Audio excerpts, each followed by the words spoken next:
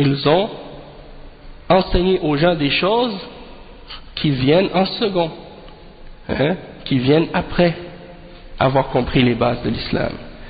Et c'est ça le malheur des gens qui ont opposé la voie de la clarté et la voie des prophètes alayhimus salatu wassalam. Tu prétends appeler à l'islam, tu contredis la voie des prophètes. Tu prétends appeler à l'islam, tu appelles à autre que la voie de la clarté, tu appelles à d'autres choses.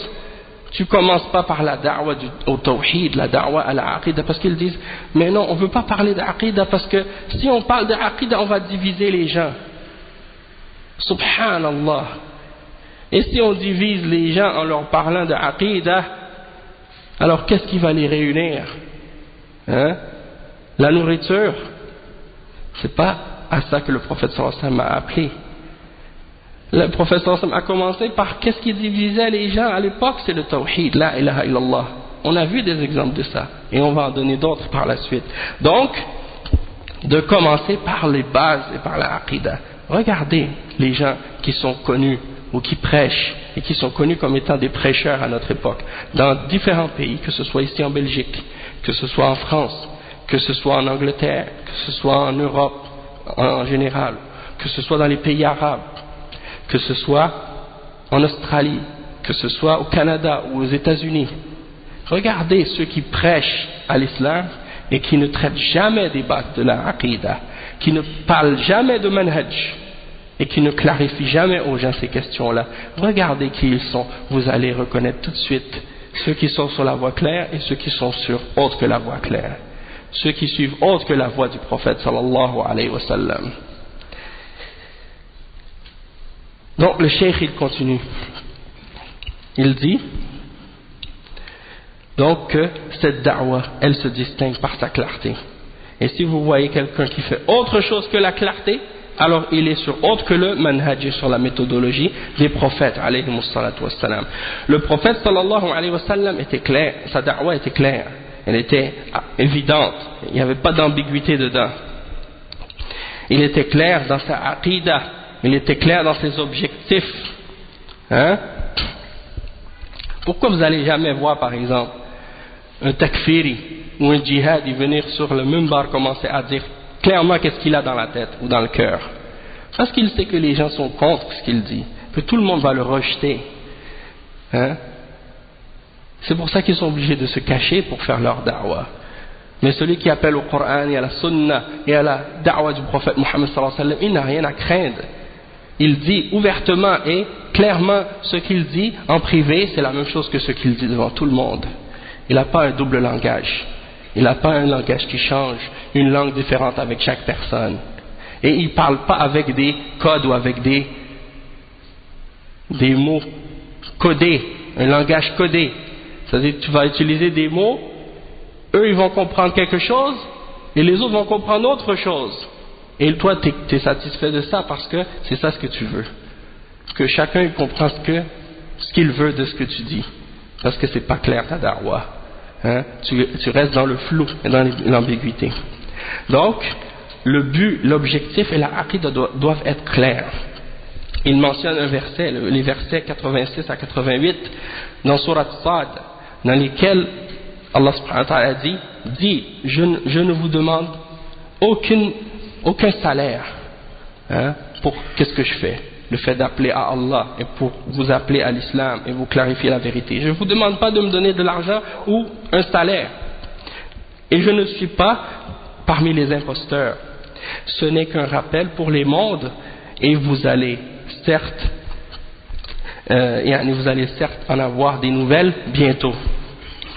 Donc c'est une da'wa qui est claire, et tous les prophètes et tous les messagers ont fait leur da'wa de cette manière, en disant adorez Allah, vous n'avez aucune divinité en dehors de lui, il n'y a rien qui mérite d'être adoré excepté lui. C'est ça la da'wa, c'est ça leur da'wa. Et donc le cheikh il dit وَلِذَلِكَ أَتَوْا أَصْحَابَ الْمَصَالِحِ يريدون أن يساوموا النبي صلى الله عليه وسلم على ما يقال بلغة العصر بعد الأهداف المشتركة، وهي قاعدة التعاون والإعذار. يعذر بعضنا ونتفق على أشياء ونتنازل من أشياء. فماذا عرضوا على النبي صلى الله عليه وسلم؟ عرضوا على النبي صلى الله عليه وسلم الملك، فقالوا لا نقطع أمرا دونك. ثم عرضوا عرضا آخر وهو المال، قالوا نجعلك من أغنانا نجمع لك الأموال. ثم عرضوا عرضا آخر وعرضا أخير نزوجك أجمل النساء. ولذلك سقط من سقط وهلك من هلك في إحدى هذه الثلاث، إما أنهم استزلتهم الأمور السياسية ومسائل الحكم وشؤون ذلك فسقطوا فلم يستطيعوا أن يستمروا على ما هم عليه فنحوا منحا آخر. فالوضوح لا يمكن أن يجتمع مع لغة اللف والدوران، فسقطوا في هذا. وأصحاب المغريات المالية تنافسوا فيها وتساقطوا فيها، فأصبحوا من أهل الحيل وأهل الأموال التي لا يخفاكم شأن الكثير ممن سقطوا في هذا. وأما فيما يتعلق في النساء فهي أشد على الرجال الحاذق، مهما كان في حذقه فهو سهل السقوط في هذا المرتع. Donc le cheikh il dit, ils sont venus, les gens qui ont différents intérêts, ils sont venus pour essayer d'appeler le prophète Mohammed sallallahu alayhi wa sallam à la collaboration ou à l'acceptation de certaines choses, de faire des compromis. Il l'appelle dans ce qu'on appelle dans le langage contemporain les objectifs communs. Les objectifs communs. C'est-à-dire la règle des gens de bid'a et des garma à notre époque, qa'idat al-ta'awun wal-i'adhar. C'est-à-dire on a des objectifs communs. Donc, tout ce qu'on a en commun qui nous unit, eh bien on s'unit là-dessus et on laisse de côté tout ce qui nous divise, sans prendre en considération qu'est-ce qui fait partie des fondements ou qu'est-ce qui fait partie des aspects ou des questions de divergence d'ijtihad basées sur les différences de compréhension entre les ulama à cause d'une divergence de compréhension des textes chez les mujtahidin. Ils ne font pas cette distinction-là. Eux, ils disent les objectifs communs, peu importe qu'est-ce que sont ces objectifs-là, et peu importe si les choses qui nous divisent sont des choses qui font partie des fondements de l'islam, si ça nous divise, on le met de côté. Et si ça nous unit, eh bien on s'unit là-dessus. C'est la règle qu'ils appellent la règle d'or, qui est la règle qui était ramenée par Mohamed Abdou et Mohamed Rachid Reza, et que Hassan al-Banna a repris après, aussi Jamaluddin al-Afghani, c'est ce groupe-là, eh bien, qui certains d'entre eux étaient des francs-maçons, et il y a des documents, il y a des preuves à ce sujet-là. Donc, qu'est-ce qu'il a fait? Il a pris cette règle qui dit نتعاون مع بعض فيما اتفقنا عليه ويعذر بعضنا بعضا فيما اختلفنا فيه. On va collaborer, travailler ensemble sur les choses sur lesquelles on est d'accord, et on va s'excuser les uns les autres sur les choses qui nous divisent. Et on s'excuse les uns les autres. Même si c'est des questions de base dans la religion. Le tawhid, ça nous divise, on n'en parle pas. La aqida, ça nous divise, on n'en parle pas. Le manhaj, ça nous divise, on n'en parle pas. Qu'est-ce qui nous unit? Les bons comportements, les belles valeurs. Ça nous unit avec toutes les religions du monde. Les bouddhistes, les hindous, les krishnas, les adorateurs des rats et des vaches et des singes, et des images, les adorateurs de la croix, les adorateurs des tombes, les adorateurs de rien,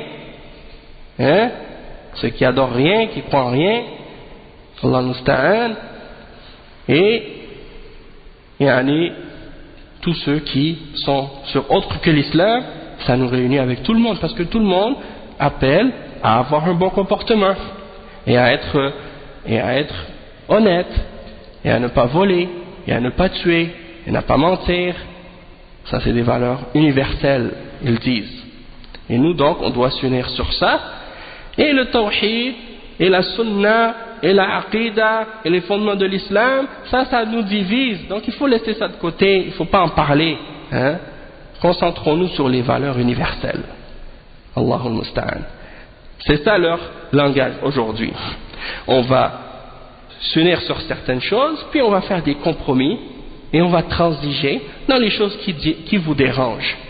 S'il y a quelque chose dans l'aqida qui vous dérange, on le laisse de côté. S'il y a quelque chose dans la charia qui vous dérange, on le laisse de côté. On va que parler et accepter ce que vous êtes d'accord et ce que vous acceptez.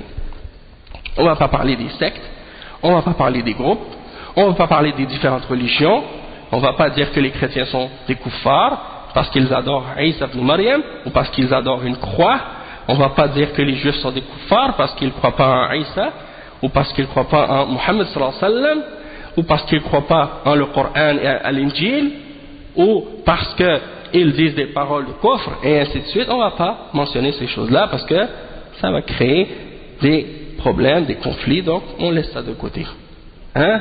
On va démocratiser l'islam, on va laïciser l'islam, et on va tous s'unir sur des valeurs universelles. C'est ça leur da'wah. C'est la da'wah des ikhwan aujourd'hui, de ceux qui leur ressemblent. Il dit, voilà la clarté. Lorsque tu vois quelqu'un qui appelle, un da'ya, qui appelle les gens et qui mélange les choses, il mélange beaucoup de choses ensemble, tu vois que cette personne, elle ne suit pas la voie de la clarté. Ce n'est pas une da'wah qui est sunniya. Sa da'wah, elle n'est pas salafiyya, elle n'est pas sunniya. Lorsque tu vois une personne, quand il te parle, par exemple, il dit, ma da'wah c'est une da'wah salafiyya, soufiyya, riyadiyya, siyasiyya. Comme je vous ai mentionné ça hier, Hassan al-Banna, quand il décrivait sa da'wah et son groupe, et son organisation, il la décrivait en disant que notre organisation, c'est une organisation qui est salafiyya, soufiyya. Contradiction. Après, il dit c'est une organisation salafiyya, soufiyya, riyadiyya, c'est-à-dire sportive, et siyasiyya, et politique, et plein d'autres choses encore comme ça. Donc pourquoi il ramène plein de choses contradictoires comme ça? Parce qu'il veut plaire à tout le monde, et il mélange des choses qui se contredisent. La bid'a et la salafiyya ensemble. C'est pas possible. Tu peux pas faire ça.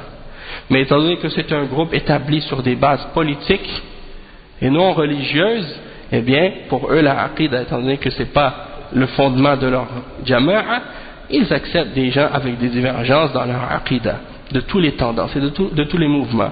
Et comme on a dit hier, on a expliqué leurs règles. C'est qu'on collabore entre nous sur les choses sur lesquelles on est d'accord et on s'excuse sur les divergences, sur les choses sur lesquelles on diverge. On s'excuse. Imaginez si le prophète Muhammad sallallahu alayhi wa sallam à son époque avait dit cette règle à Quraysh. Imaginez si le prophète Muhammad sallallahu alayhi wa sallam était venu voir Quraysh et leur a dit on va collaborer ensemble sur les choses sur lesquelles on est d'accord, puis on va s'excuser sur les choses sur lesquelles on est en désaccord. On est en désaccord sur les idoles, on va s'excuser là-dessus. On est en désaccord sur l'adoration, on va s'excuser là-dessus. On est d'accord sur des aspects des valeurs universelles, on va s'unir là-dessus. Il n'y aurait pas eu de da'wah, et Quraysh, ils n'auraient pas eu de problème avec le prophète Mohammed sallallahu alayhi wa sallam. Ils auraient dit d'accord, continue, tu peux faire ce que tu veux. On va pas t'empêcher, du moment que tu nous laisses nos idoles, et que tu critiques pas nos idoles, et que tu appelles pas au tawhid, on n'a pas de problème avec toi. C'est le contraire de la da'wah des prophètes. Donc c'est ça l'exemple. Ça c'est des contradictions.